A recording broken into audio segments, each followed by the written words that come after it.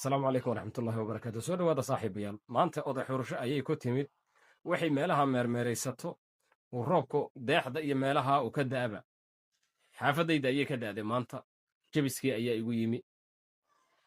jebiska marka anigu kama calool xumi soomaali baan ula sinnaa laakiin hal shay baan ka barta halka shay baan ka bartoo la yaabkii ugu noqda waxa weeye shacabkii laga jibinayey guryaha wadda ay ka baxaan lama siin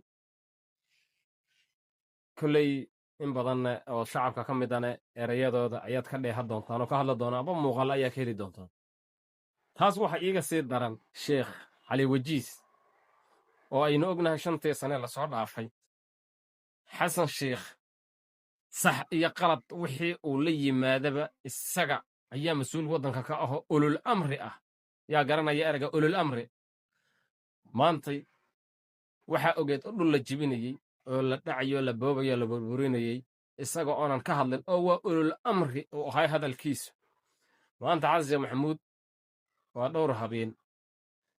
ama dhowr habeen ka hor bay ka dhammaato wakhtigii ka dhammaaday ama dhowr habeen ayaa uga dhiman ayuu halkaa warqad la fadhiyaahuu ku leeyahay dhul baa la iga boobayaahoo erge ayaan ahay dhulkaas waa warqadihii maxamed siyaado waa saano kuwii hore maxay ahaayeenee aad ku difaacaysay waa ku saxan yahay aad lahayd ereyadii uu ku hadli jiray marka dhulka laga hadlo ama xasan sheekh maxamuud la dhaliilo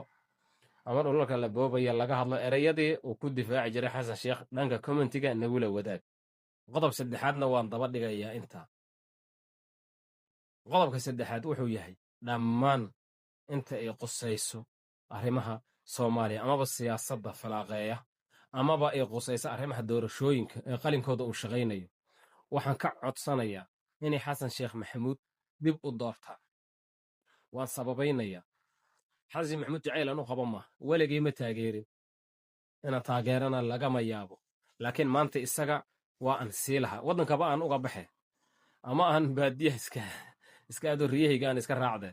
maanta waan dooro lahaa waxaan u dooranaya idiin sheegaya in alla iyo intii qaladka la lahayd ee awalna meesha keentay iyadoo la wada habaaraya keentay meesha lacagta yar ka qaadatay na ku difaacaysa fadhiga ee la joogtay la beriis cunaysa bil ama 2 bilood markii doorashada ka dhinayd maxaa ka daadiyey tareenkiisa ma sheegi kartaa waxay ogaadeen ninkani inuu ku tababartay soomaalida dhaqankeeda uu bartay intii yareed oo laaluushka u siiyana waa ay ka dhammaatay iyaga waxay rabaan marka mid cusub ay laaluush ka qaataan soomaalida marka waxaa dhammaan waxaan leeyahay inta ilaahay ka baqaysa laaluush daba cid aad ku bixisaan